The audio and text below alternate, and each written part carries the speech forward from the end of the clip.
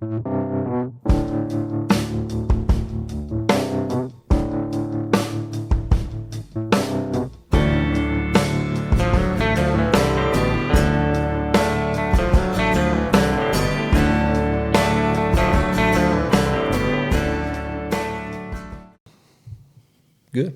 Okay.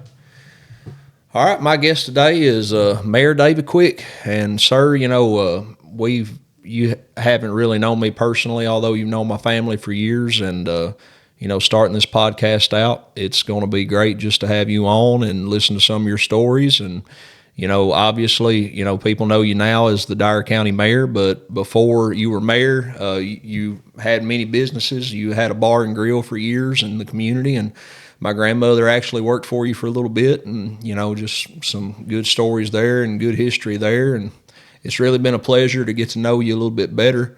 And so I'm excited to have you on today and let you talk to us about what got you to where you are now, things that you've been working on since you become mayor, and maybe what you're looking at into the future. So if you will, why don't you just say a little something and tell us a little bit about about yourself for folks that may not already know it. Yeah, well, that's great, Stephen. First of all, I want to thank you for having me here today. You and Miss Amanda over there. She's Stephen's wife is running the equipment over here to the side, and we appreciate that. But I do appreciate you having me on here. I think it's a great opportunity for all of us in Dyer County. And I worked all my life in Dyer County, and started at a young age in construction, farm equipment, working with people of the community, all around. Have owned several businesses. Started out with Quick's construction, and then I did lead to BD's later on in life. And I'll tell you what led me to BD's. And BD's was really a blessing for us in disguise. You never know what the Lord is going to, the hand that the Lord's going to deal you. You always have to play it the best you can. Amen. Yes. And with that said, I'd like to tell you how I got that name BD first. Yeah, I want to hear the story. I've never heard it. I mean, you don't have beady eyes, so I'm just... Yeah, no, but I have been called that. Okay. But, when I was born, Miss Jeanette Green, Kent Green's grandmother. No kidding. Yes. Okay. She took my grandmother to pick me and my mother up at the hospital, Dyersburg Hospital. And my brother was 2 years old, and Steve Green, Jeff Green's brother, was 2 years old, and they were there. Okay. And as they were, and my grandmother kept all the kids in Tigard, and she would nickname all the kids in Tigard. So with that being said, she'd often nickname almost all of them. But with that being said, as they were wheeling me and my mother out, Steve was on one side of the wheelchair, and my brother was on the other side of the wheelchair, and my brother was trying to say, "That's my little bitty brother." Okay. But he was saying, "That's my little bitty buddy." And Steve was on the other side hollering, "Beady buddy, beady buddy." And my grandmother, from that day forth, her and Miss Dixie Rice, but Steve Green was a big part of it all my life. They just instilled that nickname as Beady Buddy. Oh, wow. Yes, and then after that, when I finally got grown, they dropped the buddy part and just called me Beady. So a lot of people might be ashamed of that, but I'm proud of it. It was part of my heritage, That's right. So, back in, and I think a lot of older people especially can relate to this, but back in the 1980s, my father and I, we formed a farming operation together along with my brother. My dad did have BDs. I was working subcontracting for OC Latta, which was an organization that worked for the federal government, and the best job I've ever had in my life, And because of the good pay on that job and the difficult times that many people had, I co-signed notes for several different people in my family, And I don't know if you're familiar with it, but, Beans at that time was bringing $11 a bushel, and interest rates were about 6%. In somewhere in 1981, 82, all that turned around, and it was just a horrible situation for the farmers and the economy. And interest rates, ours did, went up to 21%, and beans dropped to $3 a bushel. Yeah, I heard stories. Yes. So with that being said, pretty much, and my dad, it took him all his life to get to a point where he could farm, and we'd been farming a few years. And he just told me, I said, Dad, the writing's on the wall. We can't make it on borrowed money. He said, well, I'll go down with this farm because, and he, like many others, he thought that the economy would turn around and he'd pop out of it. Sure. It just didn't happen. He ended up filing bankruptcy, and several others in my family did as well. And in turn, I turned around and filed bankruptcy. I had to leave my job. I had just recently got married to Angie, my wife. And, I came back and, we sold everything off. Everything sold but that old bar. And I told her at that time, I said, hon, there's one thing I know. In 1982, I believe that was, 1983, see, that would have been along in 1985 now. I told her, I said, there's one thing we both know. If you file bankruptcy and you give everything up, we filed Chapter 11. Most of them had filed Chapter 7. We filed Chapter 11, which meant going to court, reducing interest rates, working out payments where you could pay that off, because in 1985, if you filed bankruptcy, nobody was going to loan you any money. Yeah. I mean, that's just the way it was. You just weren't going to get anything. So we prayed about it, and we did what we thought we had to do, and we opened that bar and called it Beatty's. Yeah.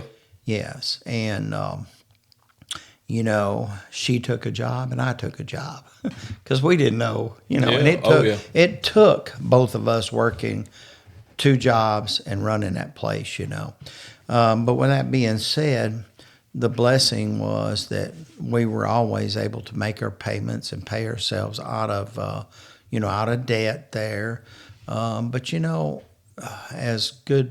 as people of the community and very relative to the community, we worked hundreds of people there. We know that for a fact, and this is probably a bright side of that situation, that we helped over 100 people graduate college from there. Yeah. We were very supportive accountants, some doctors, people with doctorates, a lot of nurses, So, you always have to, pick up the cards that are dealt to you and play them the best you can, and always count on the Lord for guidance and support. That's right. And I can't tell you how many times, Stephen, that Angie and I would say, well, if we don't have a good week this week, we fold. We fold under. And Lord, we get out and pray about it, and the Lord would bless us with a good week, and that's very sentimental to me. Oh, yeah. And we would move forward, and we've been able to move forward and do a lot of good things for our community. So moving forward with that, several years went by, and we were blessed. We were able to, invest our money, take good care of our money. Both of us going through those tough times. We're conservative people. My wife's highly intelligent. She was one of the people. Going back to that just a second, it's actually kind of comical, because at one point in time our kids said, well, we're getting to an age, we're never going to go to school, we're about to finish school, we're not going to go to college. So I said, well, you know what? I've always wanted to go to college, so I'm going to go to college. And I started hobbying at the college, and this was after the crash of the stock market in 08 and 09. Really? Okay. Yes. And I said, well, I'll go to college, and I took classes, and I'd bring them home and put them on the table, and my daughter, she'd say, Dad, my friends are seeing you at college. I said, well, Shelley, does that embarrass you? She said, oh, no, they're glad to see you there, Yeah. So after that, she started to college, and Angie said, well, you know what, I'll never go to college. And Shelley's done really well with college, and she was smart. But Angie, at one point in time, after I went to school with so many of her friends, she said, you know what, I'm going to go to college. Well, Angie, from the time she started college till she finished as a nurse practitioner and now is the gastroenterologist here for West Tennessee Healthcare at the West Tennessee Healthcare Clinic, she never made anything under a 4.0 grade point average. So Wow. she was a better student than any of us, With that being said, but then in 2005, that may not be correct. Let's see, this is 25. Anyways, approximately 10 years ago, our son-in-law, had a horrible accident. And it was really catastrophic for our family. Everybody came to me, crying and upset, and because they called us in 2 or 3 times and thought Chris would pass away, And so with that being said, we had a family meeting. I told my wife, I said, we've been saving all our lives for rainy days. I don't believe it's going to get any rainier than today. Yeah. So this is what we'll do. Even though we have 3 college students that are here working for us, 2 of them are about to graduate. One of them lacks another year. We'll let them finish running our investments, and we'll shut Beatty's down, and I will go do other things, and you, Angie, can go over there and move in with the kids. And so, because they live close enough, and that worked out for us. And that closed Beatty's down for good. And we were blessed to be able to move forward and be productive. And then after time went on, and it was a good year to 2 years. Well, Chris was in the hospital, I believe, for 3 months solid. And then he was in rehab for another 3 months. And then there was still an adjustment period for well over a year there that we all nurtured one another and nurtured our family. But then at one point in time, it was kind of like, and life's a constant adjustment, as you guys already know at a young age. But yes, you will go through life, and it's a constant adjustment, and you adjust and move forward as you go. So there was a time where our family, Shelley, Chris, the kids, were all readjusting to life and said, you know what, can you give us just a little bit of space? So Angie came back home. She went back to work. That's when she moved into the realm and position of a nurse practitioner. And me, I was, kind of doing what I wanted to do, hobbying, running our investment and our investment properties, and making really good money just doing that. But working on projects that meant different things to our community and interacting with people and the needs of the community, and just realized, how many needs there are in our community and still are. And doing as well as I was doing, Steve and I actually got to feeling guilty about how good the community had been for the 30 plus years in the past to me and my wife and my family, because I can't tell you how supportive the community was for me for many, many years. I think I always tried to be a good person. I had people way back from the 1980s wanting to buy me equipment, start me a construction business, help us in any way Me and Angie didn't want to take advantage of anybody or take chance with anybody else's money. So we both literally worked 2 jobs and overcame all that. But every time that we've needed the community has been there for us. The accident of, my son-in-law, and they were amazing. People coming to his house, started the meals program. I can't tell you how supportive the people were. And then after that, like I said, I did get to feeling guilty and just thought I wasn't giving enough back to my community. And I said, well, I think there's something I might be able to give back to the community. So I ran for county mayor. And Can I ask a question right fast? sure, I'll talk you to death. No, you'll have to cut in. No, you're fine. So you decided to jump in for mayor. Mm-hmm. What was it that led you to go for mayor and maybe not another way to serve? I'm just curious. What was your reasoning on you decided to go for mayor? Well, after talking to several community members, they said run for county commission, do this and do that. I was already volunteering in the community, doing a lot of volunteer work in the community, cleaning properties up, helping people any way I could. And I just felt like that as, I was doing all I could do unless I was county mayor and could make some real changes. Gotcha. Yes. So that's where my heart was, and that's why I ran. That's truly why I ran for the county mayor's position. I just thought I saw so many things that were that needed attention, that a commoner, a more Mayor Young's a wonderful person. He truly is. I love Absolutely. him. I grew up with, all the Fisher family. My uncle sharecropped with the Fisher family. My uncle D.C. Epperson and Mr. Bill Fisher sharecropped 2 60-acre farms side by side with the same pair of mules in the 1950s Wow. and 60s. Yeah. Yes.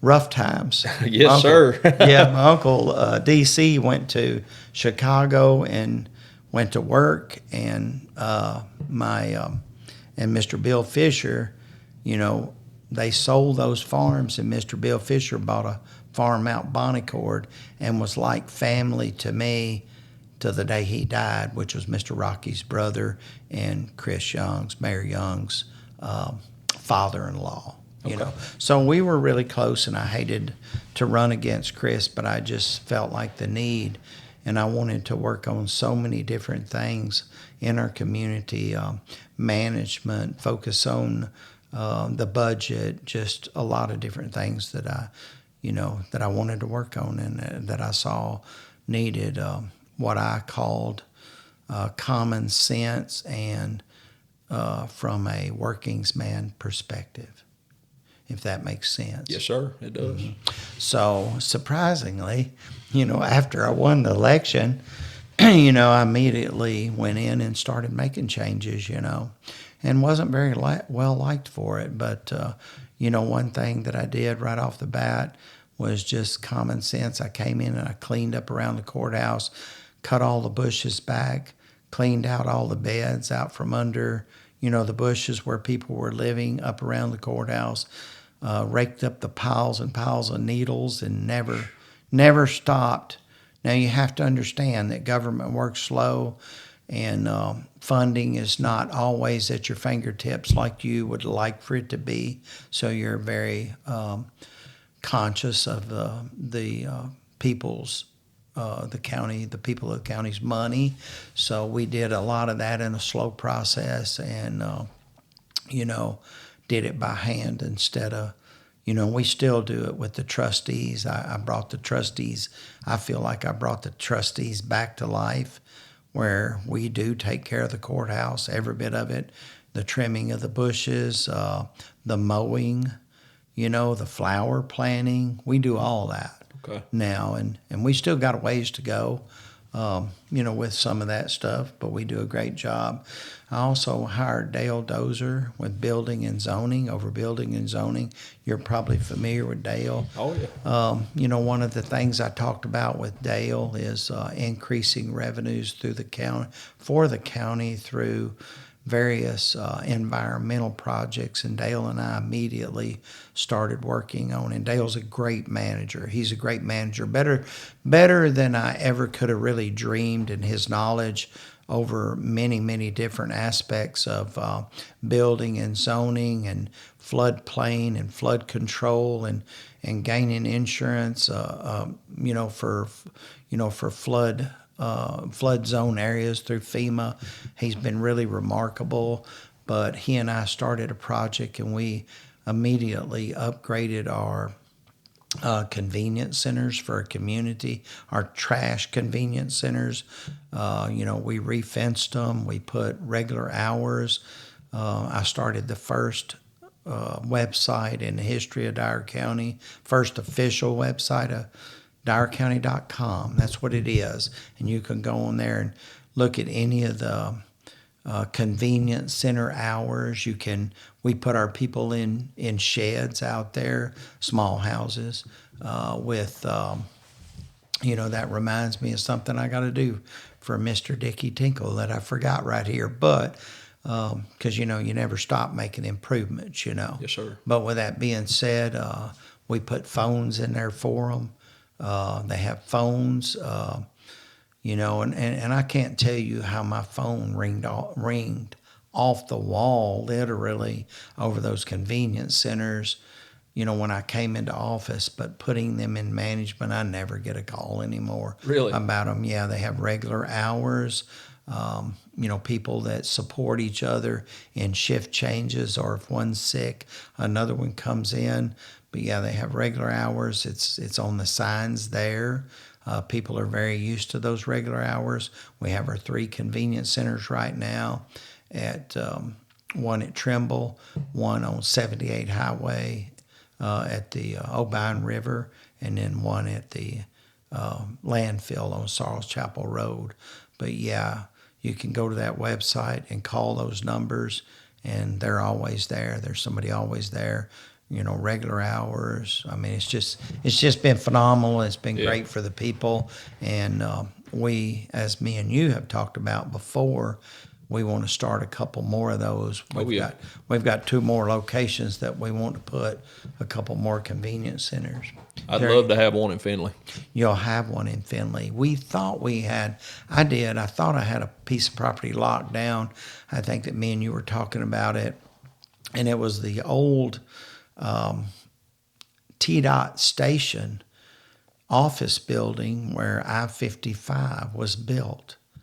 But yes, when I-55 was built, but the off ramp, I thought I had that piece of property right down to the survey, but from the off ramp to the farthest point of driveway entrance to that piece of property has to be 200 foot, and that's 189 foot. So I lost that piece of property. But when we find a piece of property, we know that grant is still there for us, and we will put, a convenience center in the Findlay area. It's desperately needed. Yes, sir. And then we will move to the Roellen area. And we know that we will be able to pick one up and put one in that area. But we believe the Findlay area is much needed first, Yes, sir. There. Well, I'll tell you that when you were running and your whole slogan was, cleaning Dyer County, I can't remember how you said it exactly now, but it's just about cleaning and making everything better and look better. And I thought that was fantastic. I thought that was a great idea. Yeah, well, thank you. Well, cleaning up your properties reduces the broken window effect, Yes. And, the cleaner you get your communities. Of course, we are living in have been living in, we hope we get it turned around some, but it's what I call a degrading society, we all have to work on. And that leads me back to, well, let me finish that first, but, a degrading society leads to more criminal activity. The dirtier your community gets, Yeah. the more crime you're going to have in that community, and the more crime you're going to attract in that community. But you have to think about other things that are important to us too. You're reducing property values and decreasing taxes. So it's really important to keep those property values up Yes. and keep that tax base, evened out there so that it's quality property, not just reduced quality property. But with that being said, where was I going with this? Just a minute Degrading ago. society and Well, keeping Dyer County clean. well, it was something That else. was your Yeah, campaign yeah. I wrote. motto. Yeah, well, part of that was, and but there's something else I was going to add to that. I'll probably think of it in a minute. But yeah, the first thing I did when I came into office was looked up the nuisance property resolution, and that had not been rewritten or adjusted since 1978. Well, in 1978, in a better society, everybody mowed together, they gardened together, and respected everybody. But in today's society, that's not necessarily true all the time, But we are working on a lot of different ways to improve that. But Dale and I sat down and we took, well, I'll never forget when I first came into office, I heard a lawyer, ex-mayor of Benton County up in East Tennessee, talk, and he had rewritten his policy and was having great success with it. Well, I looked at it, and the population up there was, I don't know, it was well over 100,000. It just didn't seem to really fit Dyer County.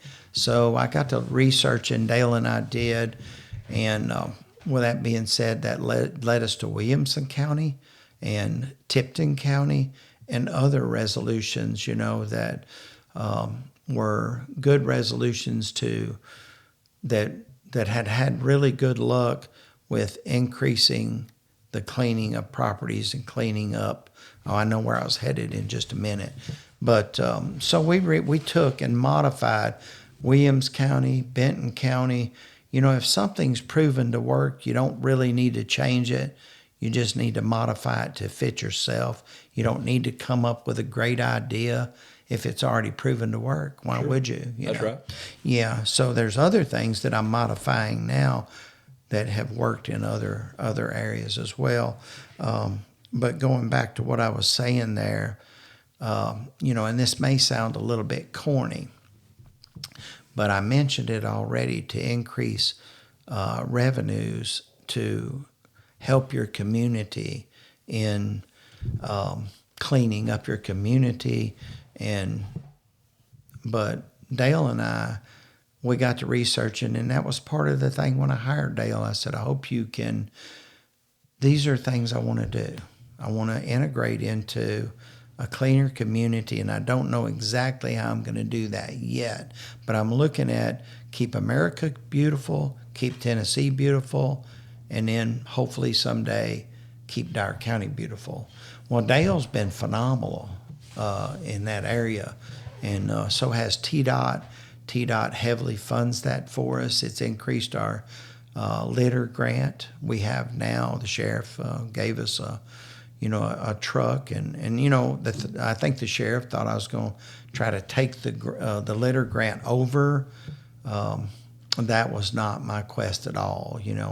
He handles the litter grant, and I appreciate him handling that and working with us. But we have increased the revenues with the litter grant by doing cleanup projects for Keep America Clean. That's Dale and I, along with TDOT. I think that young man's from TDOT's name here in a minute, but it's a lot of people involved with that. Well, anyways, I'll think of that in a minute. But with that being said, it takes a lot of work and a lot of effort. We integrated into Keep Tennessee Beautiful, and it gave us an opportunity. After about 2 years, we started our own organization. We qualified for our own organization, Keep Dyer County Beautiful. Now, Dale, Miss Hunter at Three Oaks has been unbelievable with that. Brianna Roser at the Chamber has helped us with pickup programs with the youth leadership class. But it's and the state pays for all these pickup programs. They pay. Sarles Chapel, when I came into office and when Dale and I started on this project, it would take us 4 or 5 days with maybe as up to 80 volunteers to clean Sarles Chapel Road up. Whoa. Yeah. Yeah, now we take those volunteers out there and we can do it in about 4 hours, Wow. And there's other spots as well. And I think 1 year alone, we picked up over 10,000 pounds of trash, which has upgraded our convenience centers to the real key to reducing cost on waste. That's a big key right there. Cost on waste is about 11%. Now Dale and I have it down to about 6%. Annually, it's 11%. We've got it down to about 6%. But the real key to the future is recycling. So we're headed in that direction. I don't know if everybody remembers the big pile of electronic equipment that used to be out building and zoning on Pioneer Road. It was just a pile of it. We now have a e-waste recycling center at Sarles Chapel. We have a paint recycling center at Sarles Chapel. We now take tires. We collect tires for recycling. So we're working continuously on improving the tire situation. Can you say that again? How many pounds of waste did y'all pick up? We picked up over 10,000, 1 year easily. 10,000. God have mercy. Yeah, it's over 10,000 pounds of trash. Well, and that's Dale and I's Keep Dyer County Beautiful program. That's not counting what Tony and the trash pickup crew picks up. Yes. And I don't even know what that is, but they weigh that. They keep up with that. And so there's reimbursement for that from the state of Tennessee as well. Yeah. If the state's going to help us with all the taxes that we pay, let them help us, Oh, yeah. That's what I say. And I'll move off of that if you want me to. Yeah, well, I don't know. There's some things I can circle back to unless you have something else you'd like to go ahead and say. No, you go ahead. I mean, you kind of touched on something briefly earlier, and we passed right by it on the way to talk about keeping Dyer County beautiful. Right. But you said when you came into office, you met some resistance. When you came into office, when did that resistance start? What did that resistance look like? Well, I'm going to tell you that resistance was there from day one. Day one. Yes, day one. So was there an event or just nothing, just as soon as you took office? Pretty much as soon as I took office. So no event really made it happen. You just whatever they do. Not really. Okay. But with that being said, I think that's a common thing. I think that's a common thing if people are working together and you ran against the person that has helped them get in their positions, that many years, then you're going to run into that resistance. And I think it takes a time for people to learn to work together, and overcome the obstacles, that you're going to run into and the different views that you have opposed to what they may have. Sure. Yeah. So what were some things like agenda-wise, let's keep Dyer County beautiful?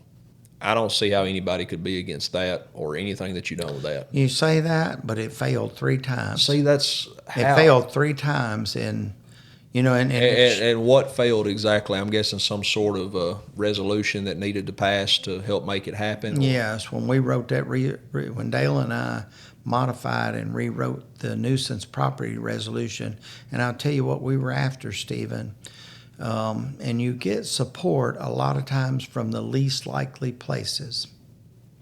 But, be careful about what I say because, it's important for people to work together, not against each other. Yes, sir. But just coming into office, there are a lot of people on the legislative body and the budget committee that live inside the city limits that don't live out in the counties where we often experience these troubles or the troubles are so horrible, you know. Oh yeah. Yeah. Well, I know exactly what you're talking Right. about. I mean, So those people didn't have the same views that I had on it. okay. You know, so they voted it down not once, but twice, and then they voted it down a third time. But you know, through persistence, and you know, I'm a Republican. You know, I am a Republican, but I would like to run as an independent because I want all the people of Dyer County treated fairly. Yes, sir. And I'm going to tell you right now, I can lead to about 3 projects right here, right now, that that nuisance property resolutions due to the pile of tires. We had a lot down in Middle City that had over 3,000 tires on it. We had one on off of Hornbrook down there in front of Folks Concrete that had over 10,000 tires on it. Now you have to think about how horrible the rats, the snakes, the mosquitoes were. Oh yeah. You know, to the general population around that area. I was called down. I cannot think of the name of that road for some reason, but it's right there off of Hornbrook where Folks Concrete, the Folks Concrete plant is. Bowen Lane. Bowen Lane, I'm sorry. I couldn't think of that. Thank you. But Bowen's Lane, the neighbors around there would call me before dark, and this is the honest truth if I've ever spoke it. You could actually see a dark cloud of mosquitoes right before dark and come out of those tires and attack the people in the general. I mean, you were just wiping them off, and they were all broke out. Jeez. Some of the workers at Folks Concrete were broke out, you know, from the mosquitoes attacking them. There was a little boy that had to go to the emergency room over it. It was just a horrible nuisance thing in a community. And the people of the Democratic probably population or the minority population, and they've done it more than once for me, but they came to bat for me and came to the courthouse and supported my quest to pass that resolution and get those tires. And I was really appreciative of them. And that's not the only time they've come to bat for me. Several different times. You know, as you know, that it's been a 3-year project pulling funding for the DSCUD Water District. And, you know, you take, I didn't mean to say the word take, you take criticism from all sides, you know, on that when you work on a problem that's been there for years but hadn't been addressed in years. Yes. I was losing that battle too, you know, with the people. But, you know, a lot of the people that would be Democrats generally, let's just say that, are people, minority people. Now these people aren't minority now, you know, but they came to bat for me. You know, they came to bat for me and stood up for me. And, you know, as you well know, the other night, it was a real battle to get the CBDG grant passed for the DSCUD Water District. I feel like the one reason that passed is in the prior meetings, the Democratic people of the community came and supported me in that. Yeah, well, that's fantastic. But I got to come back to the tire thing again. 10,000 tires. 10,000 tires. And swarms of mosquitoes coming out and attacking people. And I'm sorry, that just sounds so crazy. I know it's true. I know it is true. Yeah, I know about the Sadly, pile in Middle City. You know, that pile had been there basically all my life. So I'm familiar with what you're talking about. But to kind of stress, you know, if you're getting, what's the word? You know, if you're catching criticism or people trying to withstand you, I don't understand on what grounds a resolution like that would fail. I like to give people the benefit of the doubt. My wife gets on to me because she tells me I just get aggravated too fast. So I'm trying not to be aggravated with people, but just to try to hear them out. Why would they not want to advance something like that? It's politics. So that's just politics. Yes, a lot of times it's just politics. They don't want you to look good. they'll turn it down just so you might or might not get the credit. I mean, you saw it in that meeting the other night. Was it going to cost the county money that they didn't want to spend, or No, this was state funded. Dale and I had been all over the state of Tennessee, and there's a tire fund and line item that helps with that anyways. But we had funding, we went anywhere anybody would listen to Dale and I. And of course, Dale was tied down, and I might have free time, or I was tied down and Dale might have free time. After a point in time, Dale's the expert. The county mayor, you work hard to learn all the information you can. You always need to be the most educated person in the room, if you can be on any subject, but you're really handing everything off to professionals. sure, So Dale, to an expert? yes, Dale is my expert. I'm not an expert at, a lot of different things. But with that being said, I do know how So to. strictly political reasons, they were withstanding that from going through. That's right. And I say they as in the CLB board voted against a resolution to do what you're talking about 3 times. Right. No good explanation other than just political. It was just political. Sadly, it happens. We had one commissioner that voted against it twice, and then when the vote was coming up, he got a phone call or pretended to get a phone call and walked out in the hallway, and it failed a third time. But you know what? When we got the tires from Middle City, he was the first commissioner that went to Dale and said, how can we get these tires off of Bowen Lane?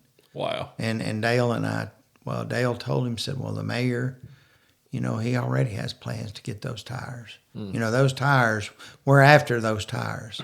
Just please stand back and let us work and do. Of course, then we kind of passed that off to Mayor Holden, but yeah, and Mayor Holden did a great job with it, and we got those tires off of Bowen Lane and That is still and other tires as well. that is so hard for me to believe that, I can understand different policies, maybe that you come up with, but with an issue like that, it seems like the kind of thing that everyone looks good if they support that. Nobody looks bad. That's right. Nobody looks bad. If you go against that strictly for political reasons and then it comes out that you did it just for political reasons, it makes you look horrible, because these poor people are living and getting carried away by mosquitoes. But take a look at, the water district problem for over 30 years.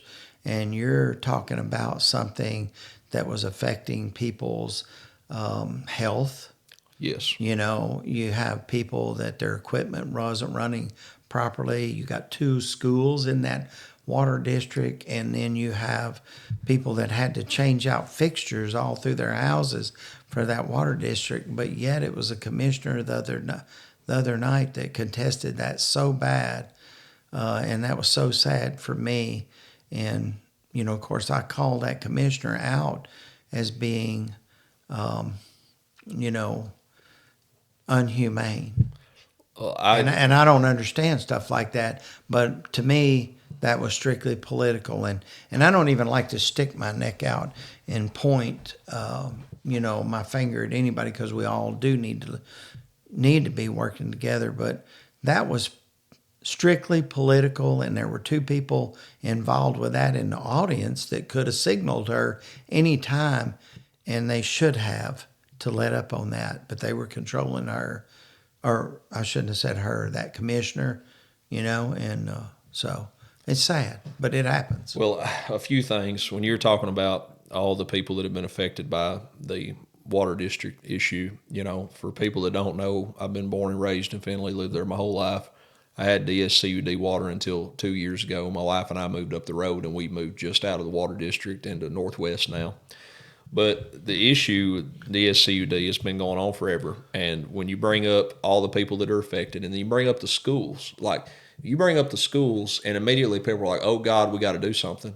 But then I've heard more than one commissioner say, but those schools have their own filtration systems. I'm like, Well, that's awesome. I'm glad the kids have good water when they're at school.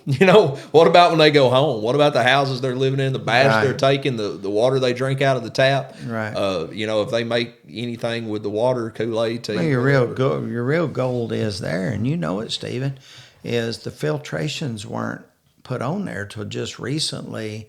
But filtration systems have to be updated, maintained, regulated, changed out. Yes.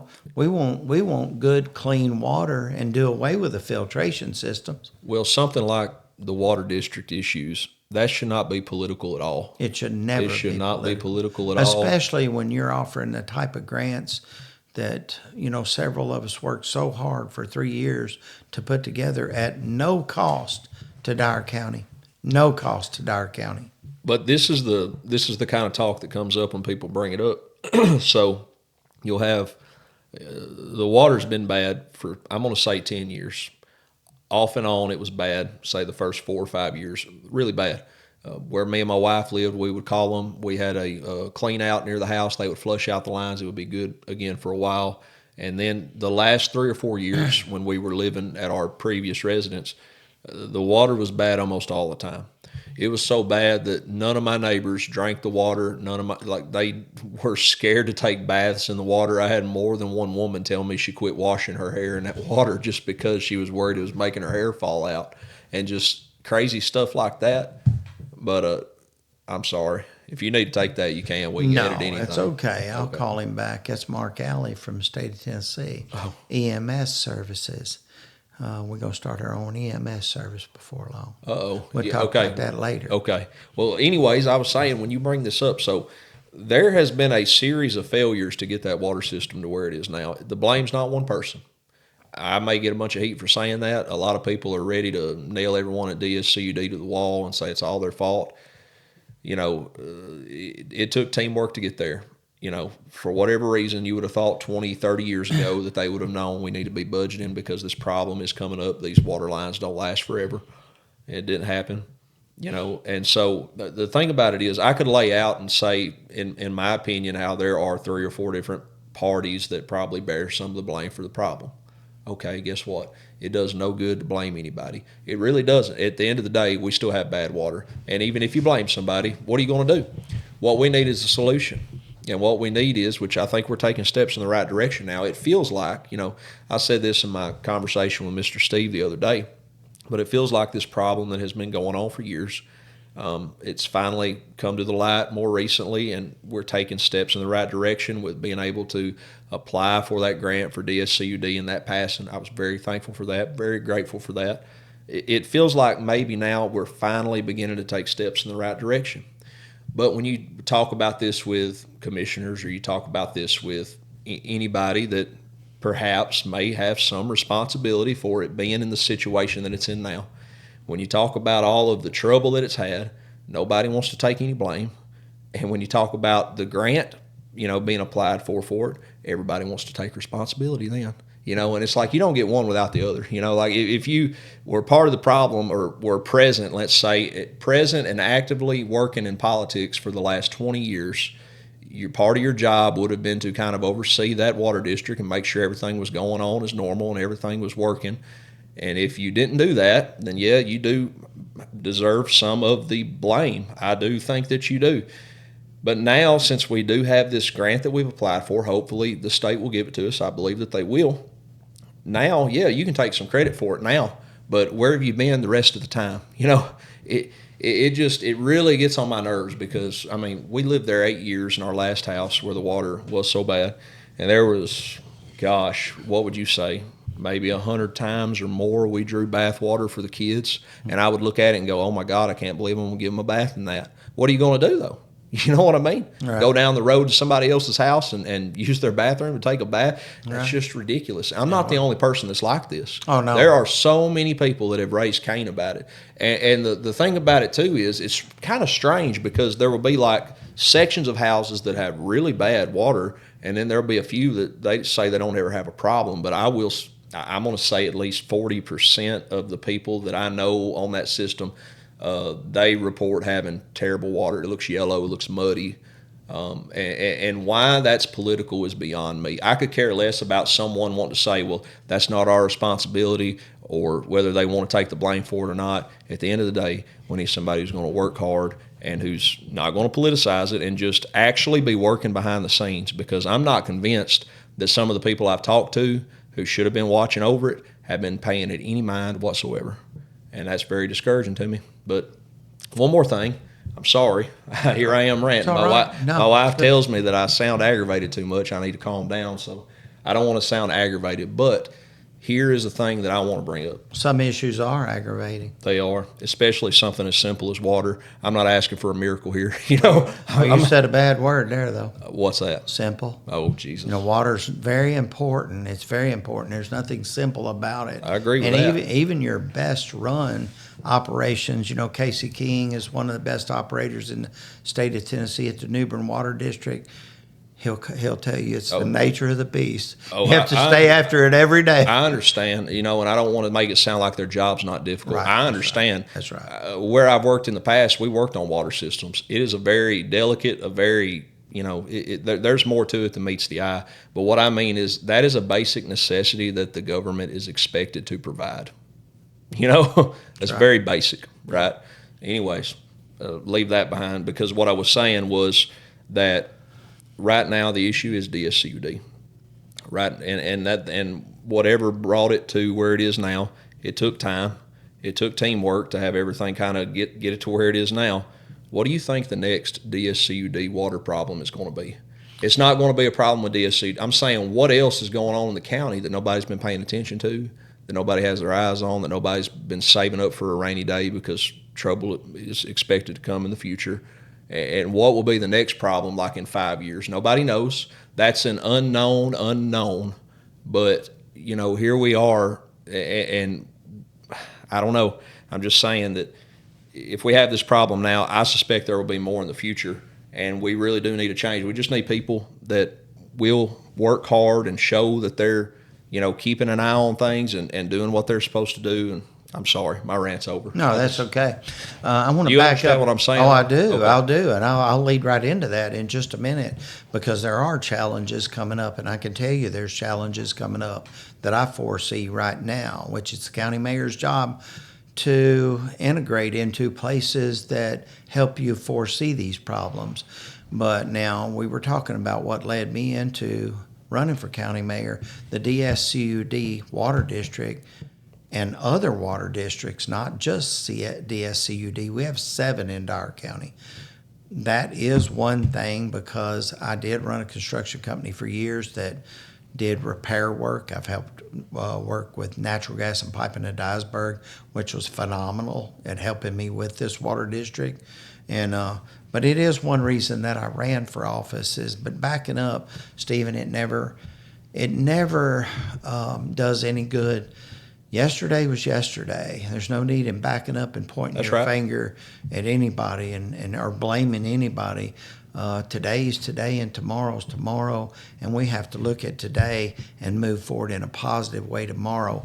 So I'm going to tell you what I did when I came into office. I immediately, you know, started working with DSCUD Water District. Well, you know, it was all new people in there because a lot of people couldn't get support or help with the water district, and they knew it was about to collapse.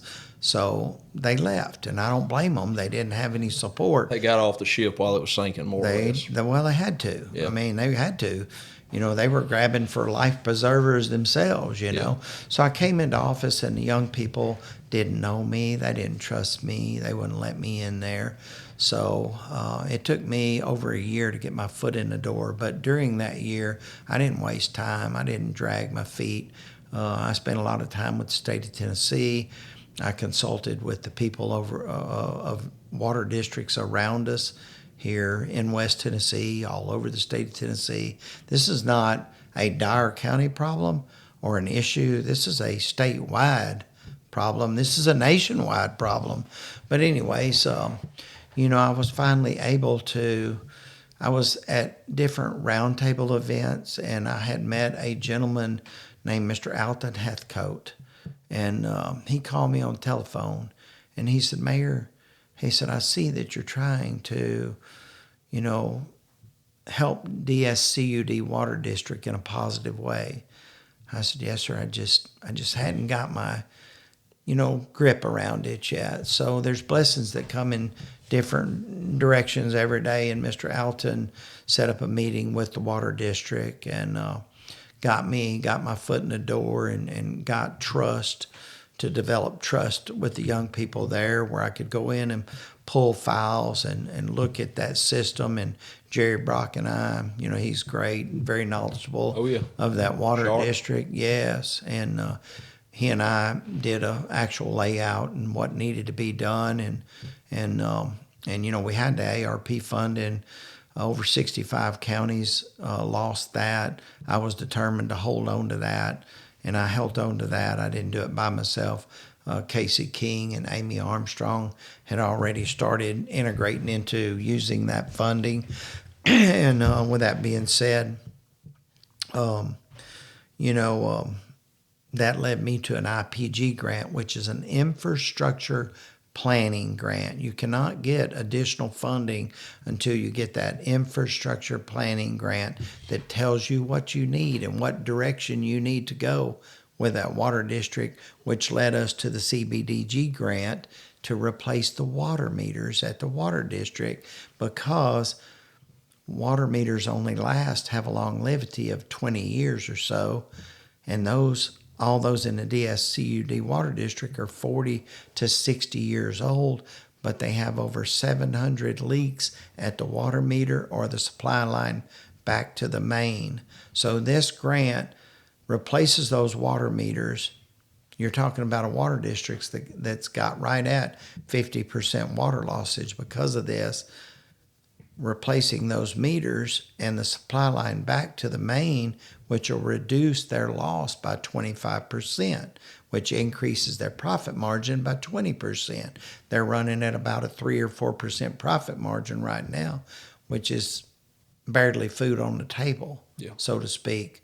Now we've increased their profit margin so that they can will have operating money and money to put forward to upgrading the system. And then the other grants that we have coming for them will really upgrade that system. So I'm really proud of the DSCUD Water District and everybody that's been involved, the state of Tennessee, Mr. Heathcote, Hunter, and Mr. Alton and Hunter Heathcote, and just everybody, Mr. Paul Truitt, that got treated poorly in that meeting.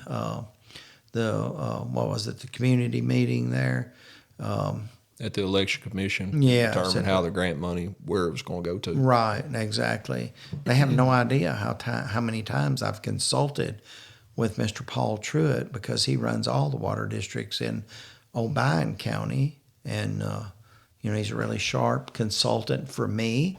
Was really good, but I feel bad about that too. He caught the brunt of it just because so many people are dissatisfied with, the problems they've had out of their water. It's a very passionate thing when you live in it every day. I understand why people probably are aggravated with some people like myself who have been on the water district and are, maybe a little hot-headed about it, but it's like a sad, depressing thing, when you see how bad that water is. And going back to what you were talking about with the broken window effect and keeping Dyer County clean, it's like if you want the citizens, your neighbors, people that live all up and down through Dyer County to feel respectable about themselves and feel good about themselves, like we need things like this to make ourselves feel good. And when you live and you're taking baths in nasty water, you're driving on rough tail roads, right. It's like you just thank God. I'm going to say it all get goes, myself in trouble. Well, it all goes hand in hand. Well, I understand why people are demoralized. I understand why they're unhappy, or frustrated. I feel bad that he caught the brunt of it. I felt like that was unfair too. All he was doing was speaking up on behalf of his people, that are affected by that, and more power to him. Well, I asked him to come because, there is a concern, in the Bogota area, and I will help them. I will help them in the Bogota area down there. But their concern is a real concern, but it's not an extreme concern like right here that you're talking about contaminated water here in the DSCUD water Yeah. district. And when I use the word contaminated, magnesies is what the contamination is, and it's not. It's just a form of rust. It's just a form of rust. One of the grants we have coming at the DSCUD Water District would be to open the Finley plant up, and there's a filtration system that will get rid of the magnesies in the water. And, as we do line replacements, it'll clean the system up and get it in good condition. So, Well, good. yeah. I'm excited to hear about it. I am thankful for all And the that work, well, that is went into one making this reason that I possible. ran for office too. Some of the reasons that I ran. First of all, I want to say, county mayor's job. I'm going to tell you what it consists of is to keep county properties in good condition. It's to support the things that good people and organizations do in our community. Sure. And then it's too very important to reach out and bring new ideas and new things to your community. And one reason that the DSCUD Water District is one reason I ran to clean our community up. I'm an environmentalist anyways, is one thing that I hope to do. And then for me, quality of life programs in Dyer County is a huge project of mine, and I've got a lot coming out about that.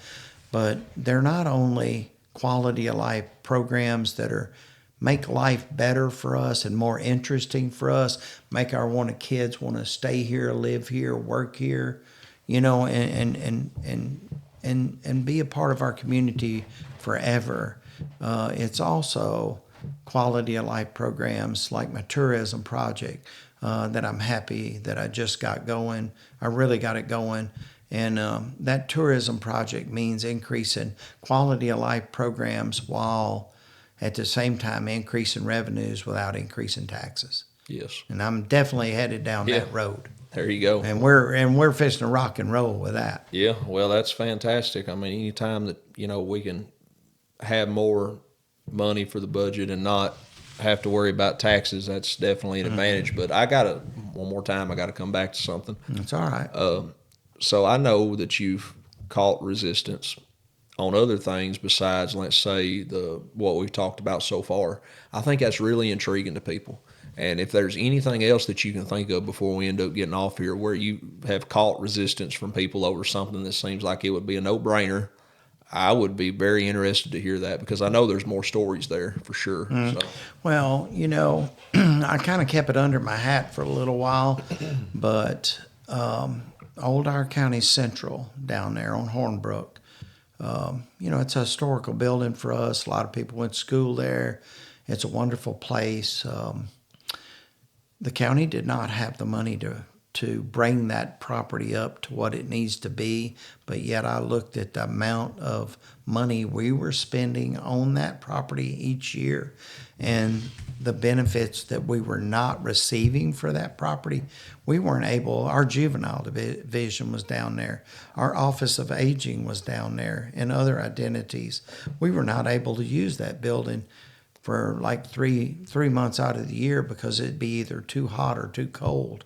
But we were spending a tremendous amount of money on maintenance down there and upkeep. And every time that I look, I didn't have to look for my maintenance men. If they were missing, I knew where they were. They were down on Hornbrook. So I put in motion in my mind, I'm going to sell Dyer County Central.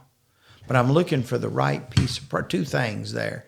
I'm looking for the right piece of property to replace it with, and I'm looking to sell that piece of property to someone that will increase the value of the community down there. That's right. Not decrease the value of the community down there.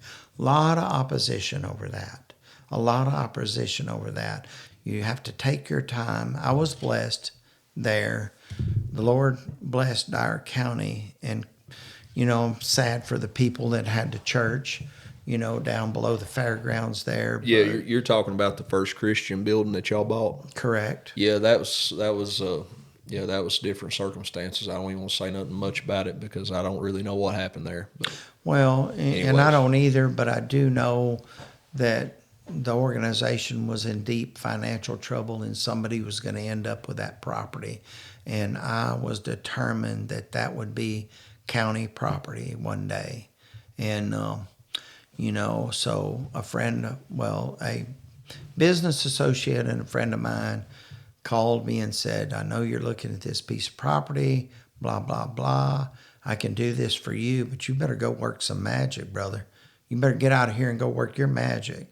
So I did, and I went all over the state of Tennessee, and I won't get into that, but I went all over the state of Tennessee, and I found an organization that would purchase, here's opposition. The opposition in the county legislative body set a price on that property that they thought I'd never be able to sell it. There's opposition. so that was the opposite. That was part of the opposition. So explain that process. Did y'all have to value that? Because it seems like something the church would have had to have done, or whoever the Well, current owner not was. that property. Dyer County Central Oh, okay. was I got owned you. by the county. I got you. The budget committee set a price that I know they did not think I was going to be able to sell that property at that price. But in the end, I was able to sell that property, and thank goodness to the Lord that it gave us an opportunity to put a bid in on that property over there. So you're saying to try to stop it, they overvalued the current building that they had to think that you would not be able to come up with the money to. Correct. Okay. And then it was real controversial. I sold it to a federal identity, and with that being said, it was they really were persistent about not letting that happen because that money was slow about coming in, even though we had guarantees from the federal government that we were going to get it. It was just like the water district the other night. It was here, but they could pull it away from me anytime. It was that fragile of a deal, but I stuck with it. People got on board that looked it over, that part of the county legislative body, people involved with, other parts of local government, and they got supportive of me on that, and it finally went through and was successful for the county, and it's been a real blessing. I went out there day one after I purchased it, and I was standing there looking at the park out there and said, "Wow, I don't want to maintain this park right here. This is not good for the county." But I was looking there, and I was looking straight, and I kept looking straight at that road over there, and I said, "You know what? This would be a great fair entrance right here." Oh, yeah. So I called the fair board. I called Mr. Johnny Dotson's, who I called. I'll tell you right now, I called him. And I said, "Johnny, I purchased a piece of property out here for the county, and I think you ought to come and look at it." And he came and looked at it, and those guys thrive on work, and they can do anything. They can do anything. So he said, "Mayor," he said, "we would love to have this 2-acre block right here, and I do think you're right. I think this right here would be a great, new fair entrance." Oh, it's nice to not have to walk around the world to get to Sorghum It Valley. is, and it's safe, and it's we got big hopes for Mr. Slater Barr at the Chamber of Commerce, which is heavily enacted into, or let me put it this way, the county has finally integrated in with the chamber on my tourism project, which I'm really excited about, and we've got a lot of good things going together, but it's in conjunction with the Fair Board and the Dixie Youth Ballpark, under the Dixie Youth Organization, under the Fair Board. And then the county has the new event center, performance center over there. And then there's a lot of eco, which is environmental tourism. And, really hope to interact all that. Got a lot of projects. Was on a Zoom call yesterday for about 3 hours over, environmental tourism, which is, of course, I don't want to say much about that right now because I really can't about some of the events, but, let me just put it this way. Hopefully well, Brianna Roser at the Chamber and I and Slater, we have set in stone, several new tourism events that are growing. We've got an October 18th event, car show slash ALS run slash 5K run slash, the farmer's market is open that day. Okay. And music center going down there. And we're going to build on that day. When we have a couple more, the Rides for Rugrats. I will definitely get the Ride for Rugrats event in there because they are phenomenal and do so much for the children. But people came from Texas. People came from Indiana. We saw a car from Las Vegas at that event. When you get those people in here, well, let me back up and say that the average tourist comes in and spends $115 a day if he stays here overnight, 40% the next day, 60% the next day, so on and so forth. Those guys with those cars generally enjoy life. They're retired, or they're sponsoring some business, and they stay here depends on what our community offers them. Like the one year they had the Rides for Rugrats car show, they had the demolition derby, and then they all stayed and went to the racetrack down here. That was about 10 days. A lot of those people stayed here. It was phenomenal. That's awesome. And you think about how much money they spend in our community, and that is increasing revenues without increasing taxes. That's fantastic. Yes. and your uncle. Oh, the coon hunt. Well, him and Corey Jeffries put together the World Coon Hunt. Yes, sir. Here in Dyer County. Oh, yeah. Can you imagine Hey, that? that's something to be proud of. Oh, no. I know a lot of people look down on that like it's not much. That's a big freaking deal. Bunch of people turned out for that. Well, that's kind of like the corny thing where I was talking about integrating with Keep Dyer County Beautiful, well, Keep America Beautiful, Keep Tennessee Beautiful, Keep Dyer County Beautiful, generates thousands of dollars of additional income for us, but keeps our trash picked up as well in our community. That's amazing. But that coon hunt now, I'll never look at the AKC dog show as I viewed it on ESPN before in my life, because those two buildings at the top of the fairgrounds, I don't know if you went out there, but in a matter of hours, they transformed that into what you're seeing on TV. And they set J. Paul Jackson up just like you see him on ESPN in that corner with his sound booth and announcers thing. And that was really cool. Oh, it was amazing. But those people stayed here several days in Dyer County. We rented out hotel rooms in Tipton County, Jackson, filled the duck houses, Reelfoot Lake. It was phenomenal, and it was really good for the people of Dyer County and generated a lot of revenues. A lot of people that came to that hunt said that was the best setup they had seen for any coon hunt they'd been to. So. Well, a lot of the coon hunters and I better not pronounce that because I probably pronounce it wrong, and Chad and Corey might get mad at me. But that organization, UKC, I believe it was, and they believed that this was the best spot they'd ever been to. That's awesome. But they were also charged more than they had been at any other place. That too. But my tourism program, I think that the Fair Board is going to work with us. We'll offer them a lot. We offer reduced tax and increased revenues for them throughout the county, and I think they'll work and make events like that happen. And one thing that relates to that is now the Dixie Youth Organization will be having the World Series. I don't remember which age group it is. It may be more than one age group, but I think it's 8 to 10 and 10 to 12. They've got, I forget how many teams coming on July the 4th, 5th, and 6th. I believe that's right. It could be the 3rd, 4th, and 5th. That's awesome.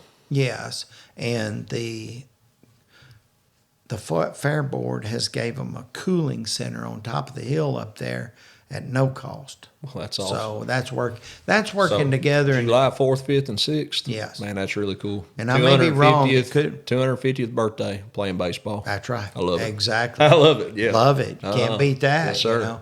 And our hotels will be full. Right now, we're concerned about not having the space, so we're trying to book hotels in other locations. But the cooling centers are a blessing for us as well with that. And I want to thank the Dixie Youth Organization for putting that together. Yeah. Well, Mr. Mayor, we've covered a lot of bases. I don't know if there's anything else you'd like to talk about, but you know. Well, I just want to mention that I do really work hard, and I think I mentioned we'll move to the EMS service later. That's very important, and that goes back to what you were saying. That is the unforeseen next. That we've got two unforeseen things, because I'm going to tell you what's been going on in Tennessee, East Tennessee, Middle Tennessee, and East Tennessee. And Mark Alley, consultant for EMS and fire, consultant for setting up for future population increases. Within a couple of years, we're going to start growing in population. And now, I've said it all along because of what's going on in Middle Tennessee and East Tennessee, but I think that they think that our population increase could be as much as 8 to 10,000 people in an 8 to 10 year period of time. So when are they thinking that's going to happen? It'll start here in just maybe next year or the next year. You got the new factory coming here. You got the new factory coming in Lauderdale County. You got the new factory coming in Lake County. We already have prospects knocking on the door. I won't get into things that are over my head with the industrial board, what they got planned right now. I'm sure they'll let everybody know that, as time goes on, and I'm on a need-to-know basis, and I probably don't need to tell too much until, but anyways, that population is definitely coming because Tennessee's growing, but Blue Oval is very adamant about what they're going to do now. They're very direct, and they're telling us that suppliers will be knocking on our doors. And with that, the population increase is coming. 8 to 10,000 in a 10-year span. Yes. Wow. So, it's subject to happen like that. And with that being said, we're all going to be stressed for, even though our infrastructure looks good. That's why another reason it's really important for me to get DSCUD headed down the right trail, because we will be stressed for housing. We will be stressed for, utilities, infrastructure. Everything. Yes, everything. But one of the most important things is not only EMS, but countywide fire systems. City and county meeting that population demand, So that will be what I foresee as the next challenge, and I'm already working on. Okay. Yeah. Well, that's fantastic. Stephen, I thank you so much for having me. Mr. David, I really appreciate it. And, man, it's been a real pleasure. And I feel like your intentions are good, and your heart's pure. And that's, I'm excited for you. And I know we have an election coming up. I know you got some folks running against you, but, a whole bunch of people like you. Thank you, and I appreciate that. I worked with a man one time named Adam Yeager at Big River Steel. Do you remember Adam? I do. Oh, yeah. Yeah, he trained me when I was as green as could be and didn't know anything really, just fresh out of school. And, he only had good things to say about you. And, one more thing before we jump off here, I got to ask. And then I want to say one more thing. Okay. Do you box? Or I used to. You used to? Yeah. Tell me about that just a second. Just had a lot of boxing matches in my day. I was really? a lot better probably than you think I was. Oh, no, I ain't saying you were. No, I mean, than most people. Not than most people do. What was your weight? I'm just curious. I was, believe it or not, I was 132 pounds. Oh, wow. Yeah, most all those years. I had 179 fights. I only lost 10. I never fought tournaments. Jesus. And I can remember fights that, I went down to Atlanta, Georgia one night in 1980, where it was period in 1980. It was 20-something days over 100 degrees, but it was 10 days. I better not say that. But it got up. I remember going into the ring. I remember it was 107 degrees that day, and we fought outside. We changed. Our dressing room was the city hall, and so we Here? no. Okay, this was down in just outside of Atlanta, Georgia. Oh, wow. And went into the ring. I fought Warren Eldridge. I weighed 132 pounds. Warren and I came out. I weighed 116 pounds. No. It was 103 degrees when we went in the ring. And it was a fight. We fought from the time we... But anyways, that's all in the past. And that was, I did that. I grew up at a certain time in Chicago, the death of Martin Luther King, constant rioting. We all lived in the gym, so it was a great, physical activity for me, and that's what got me. But it also learned me to, hold my cool where you lose your cool sometimes, just like the man pointing his finger in my face the other night. And, that was pretty wild. yeah, and all I told him was, there's no need in that. Yeah. So... But I was going to say something else about the upcoming election. This is the way I look at that. I do, well, I'm not going to politic here, but here's the thing. Politic, please. Well, here's the way I look at that, I do want to focus on all the things that I've worked on and the good things that I've done for my community, and I will work on the things that I hope to do moving forward for my community. But I'm going to love everybody in this, I'm going to love everybody as I go, and that way I'm a winner if I win, and I'm a winner if I lose. There you go. Well, I tell you what, if you had 172 fights, I only lost 10. People better look out. 179. 179. But that's okay. I mean, well, if you do it as long as I did, you're going to be in, physical conditions. A lot of it. Most of those fighters, they start at later ages. I started at a very young age with my uncle in Chicago in the basement. Yeah.